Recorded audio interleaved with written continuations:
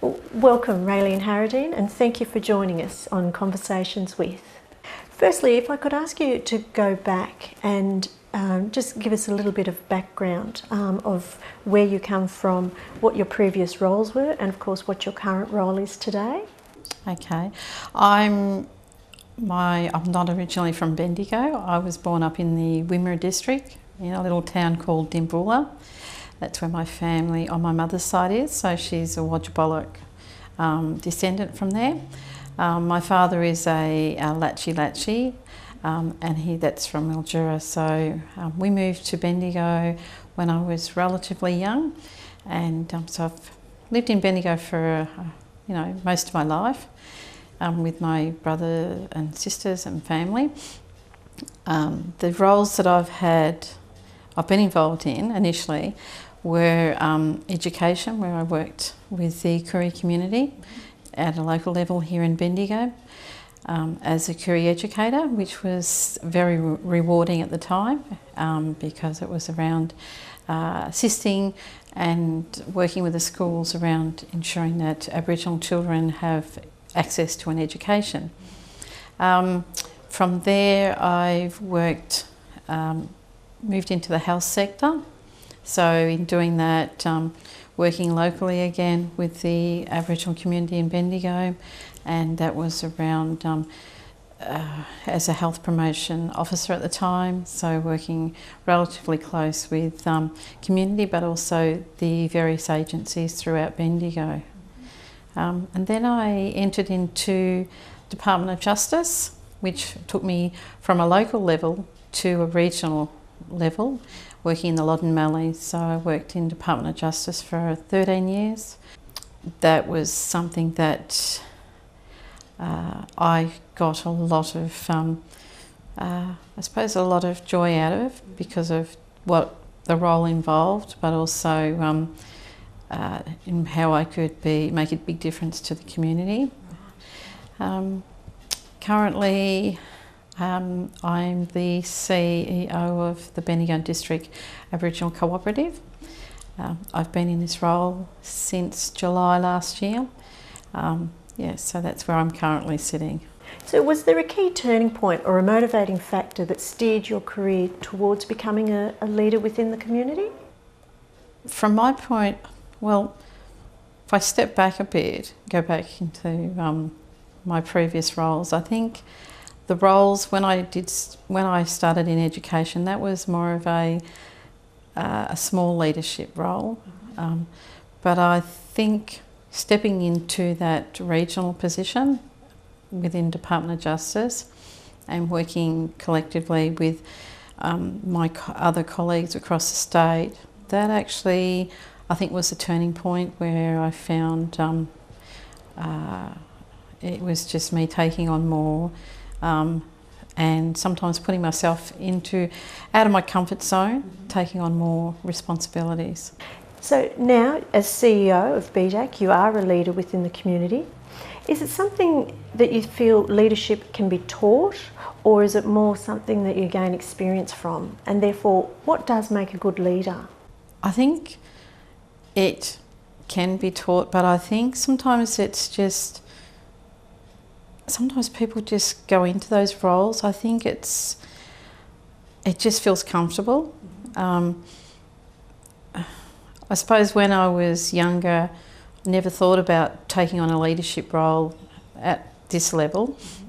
I suppose from my point of view, it's just, normal thing is to you grow up, then you get married and you have children. So in saying that, where I've come from, it's something that it's just felt right. I think I've been in the right place at the right time.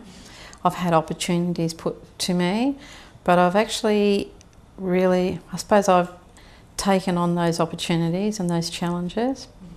And from my point of view, I think it's something that if you have the right people around you, they actually do encourage you and support you to become a leader. And in saying that, there are a lot of people that have actually made a difference in my life to where I've got to today. So who has been the greatest influence in your life? There's been a number of people.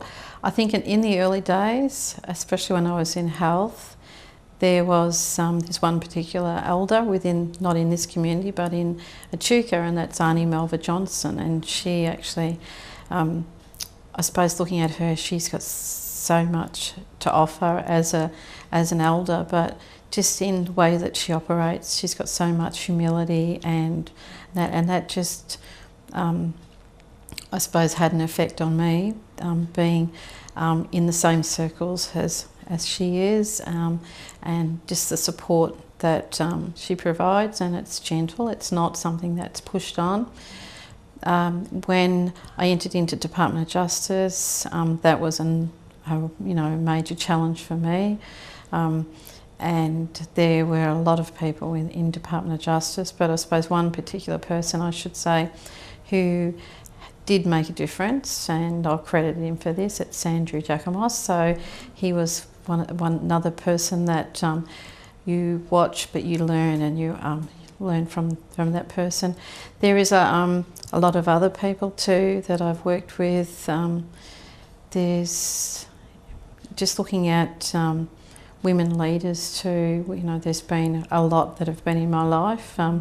I was involved in a Indigenous Women's Network, which was a statewide one, and I got to be involved in a lot of Indigenous women's networking, and that involved ministers, some of our leader ministers in government, some of the Aboriginal ministers. So but I suppose if I look at a non-Indigenous person, I did have some dealings with Joan Kerner, and so she was a lovely woman. So yeah, in some of my travels, yeah. So there's been a number of people that have influenced me, and if you look at some of the, I suppose the international ones, Nelson Mandela is sort of the one that really reflects and resonates with my beliefs and how I think.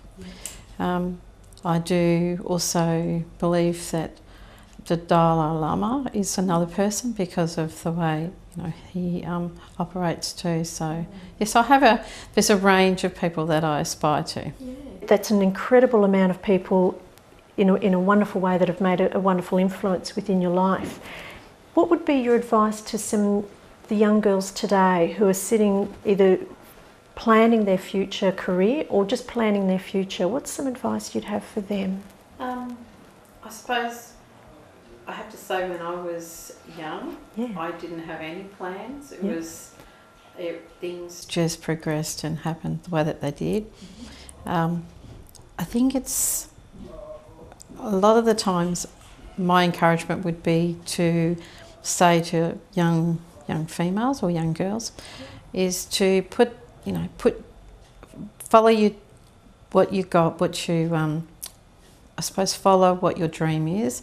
However, if you don't have a dream, it's maybe something where continue to go to school, complete your education, but also it's about being open to other opportunities and being involved in volunteering. I actually have sat on a lot of committees in my past, and when my daughters are at school and things like that, so I was involved.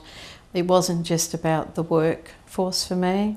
It was being involved in community, in the wider community, on committees, and they were non-Aboriginal committees as well. So, and I think it's just being I suppose being open to what things are put in front of you, because a lot of the times there are opportunities and we don't take them up. The door opens, but we don't actually enter. So and sometimes they do say it's like not what you know, it's who you know. And I have to say that does have a big influence on a lot of things in life. Surround yourself by people who are positive, but also it's not all about them, it's about, they think about the community's well-being and things like that. So it's about, so it's not all, and I find even today I surround myself with people who are I suppose you could say, avid supporters on the same causes that I'm involved in, but also around what I aspire to, but also my integrity and what I sort of, what I do in life generally, in my work, in my professional life, but also my personal life. And speaking of that balance, you've mentioned your children, you've sat on committees, you're now CEO. How do you maintain that work-life balance? It's taken me a while, I suppose, but I've been on this. My whole life has been a wonderful journey. There have been times where, I've known what it's to be, to not have a lot of money. I know what it's like to have an abundance of money and to have an abundance of things. So I think that sort of is carried with me all the time. It's about being thankful with what you have, but it's my way of balancing my life is to work, but also to have activities outside of work. So I try to keep physically fit. That's physically, but I also try to keep emotionally fit. So I actually do a lot of meditation, which is good for the brain, where you turn off and the mind. So you do. It's about like working, putting your 100% in, but also taking the time out to make sure that you are okay too, because it's like being on a plane. If you're on a plane and you want to help someone, and you've got to put on the oxygen masks first to help someone else. So this is about being, taking care of yourself, and I try to do that. I do that every day, and it's I do it in a cultural way too. So it's just being aware of my ancestors, and I know that they're always there watching over me, So it's one of those things. It's just a whole. I look at life as a whole thing. Yeah. So with your work span over the years that you've been involved in the workforce, have you seen many changes as far as equality for women? And if so, what have those changes been? Yes. I think there's lots more opportunities. I think women are being offered positions or being sought out to take on roles, which is a good thing. Women actually have an approach that's a little bit, it's different to men, as we know. I suppose we're nurturers too. So if anything, it's that's a good thing.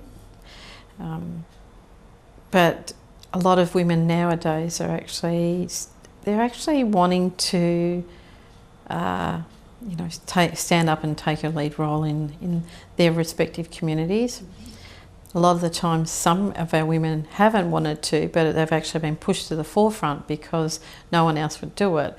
And it's amazing how, when that occurs, how much they actually do well. Yeah, so I don't know if I've answered your question, have I? Yeah, well, the equality side of it, as you say, women are getting those opportunities a lot more, and as you're saying, we're sort of learning to grab them when they do come. We have been known in the past, I suppose, some women to sort of, we don't go for the pay rises. We're a little bit shy to come forward and boast as as we will. But we're getting those opportunities, and it's encouraged a little bit more. It is, yeah, and I think that the women are ready to take on those roles. Not saying that's a bad thing against men, but as an Aboriginal people, we always, we want our men to take the lead in a lot of things, and some of them have been disempowered from, past things that have happened. But it's something that I think women can balance out a lot of things. We can actually juggle lots of plates in the air, and that's probably a good thing. Sometimes it's not a good thing, because some women, they take on roles and tasks, they make it their whole life. And I just think to be healthy, you do need to have that balance. Yeah. So having said that, what do you feel will be the next challenge for young girls coming through? What do you think might be the greatest challenge for young girls, and particularly both within the Aboriginal community for the young girls coming through? What may be the biggest challenge? Probably the challenge for them will be whether they want to, a lot of them maybe, whether they want to start families young or whether they hold off until they're older. Mm-hmm. There's a pros and cons against, for that as well. Mm-hmm. That's probably one of the challenges, but it's, and also I suppose ensuring that they have a well-balanced life too. That's the other thing. I suppose for Aboriginal people, it's about ensuring that we are able to play on the same level field, and as non-Aboriginal people, and be competitive. So, in terms of that, it's about, for our Aboriginal community, it's ensuring that they do remain at school and get an education so they can be competitive, and I suppose that's generally for women, young women across the board too. It's about them being able to be supported and stay at school longer, but also to go further in studies, and also opportunities where they can tap into networks, but also have the opportunity in the workplace to be able to, look outside the workplace. And because a lot of the times we have people employed, and that's fine, but they need to be encouraged to be involved on committees as, a volunteer, but also other, forums and things like that, because that actually does assist them to work well. Mm-hmm. Yeah, I'm talking from a CEO level now. Yeah.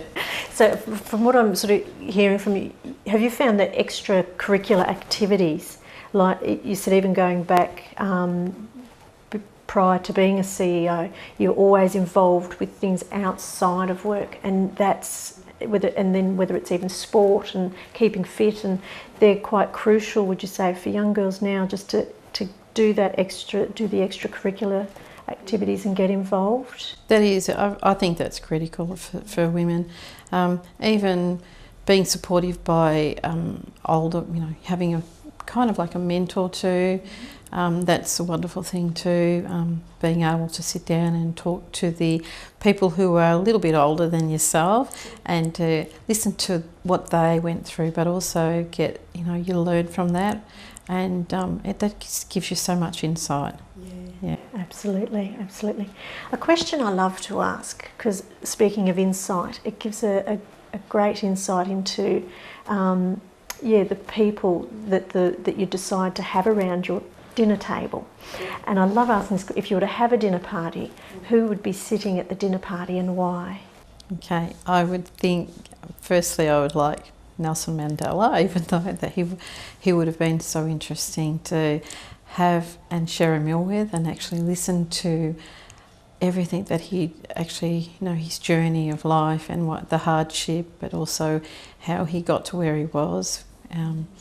The other person, I think, would be some of our elders across the state, our community elders, because some of them have gone through so many trials, and just being an Aboriginal person and growing up and things that they've had to endure. Mm-hmm. And I suppose one of them is Auntie Melva Johnson. I refer back to her. She is, she is an elder in the true sense.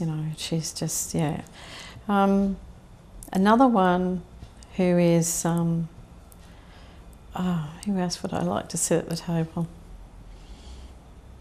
There's not many people I can think of. Mm-hmm. I think the other thing I'd like to have is a young person who's up and coming, and I'd love to hear what their journey is like to now, and that sort of thing. I haven't got anyone in mind at the moment, but I suppose, I'm trying to not balance it out, but thinking who I would love to sit and have a conversation with. Yeah, as you say, that conversation from a young person right up to a Nelson Mandela, the breadth of conversation there would be just fascinating, absolutely fascinating.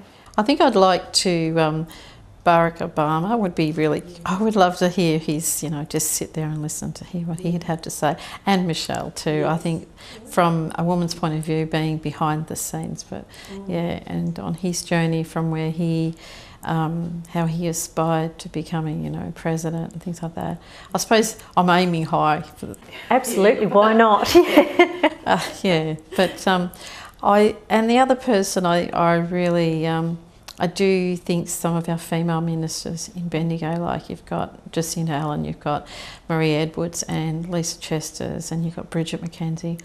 I would love to sit at the table with them too. Yes. Yeah, and just from their perspective, find out, their journey, but also what they have to deal with on a day-to-day basis, and also how they cope with, being in the spotlight as well. Absolutely, yeah. We are very fortunate in Bendigo. When you look at our ministers, how many female ministers we do have, and CEOs. Yes. So we are very, very fortunate in Bendigo to have, the amount of people, especially women, who can inspire and encourage and learn from, which is wonderful. A lot of those sort of people have a mantra, a word, a phrase that they fall back to help motivate them or encourage them. Do you have anything that goes through your mind on a regular basis that just motivates you? Or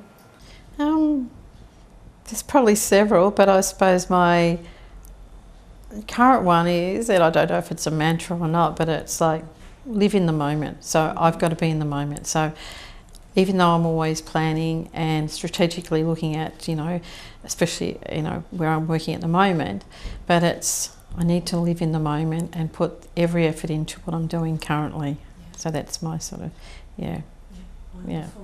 As CEO of Bendigo District Aboriginal Co-op, what is next for BDAC? Well, I see for BDAC, we were formed in 2001, so we are a new organisation as such, so we're only not that old. We've gone from, I think initially we started off with $10,000, and now we're actually an organisation that annually is around about $4 or $5 million. So we have a number of, maybe around 60 staff. So the future direction for BDAC, I see, is that we continue to grow, but in growing, we have the right people employed within the organisation who have the skills. My view for BDAC is to have a centre of excellence around cultural services for Bendigo's surrounding district area. So that's where I see it. Fantastic. Yeah. And I hope to be at the helm for a little while. If not, it doesn't matter, but when it's my time to move on, that will happen too. Well, he's hoping that doesn't happen for a while. And thank you very much, Raylene Harradine, for joining us today. It's been an absolute pleasure. Thank you very much.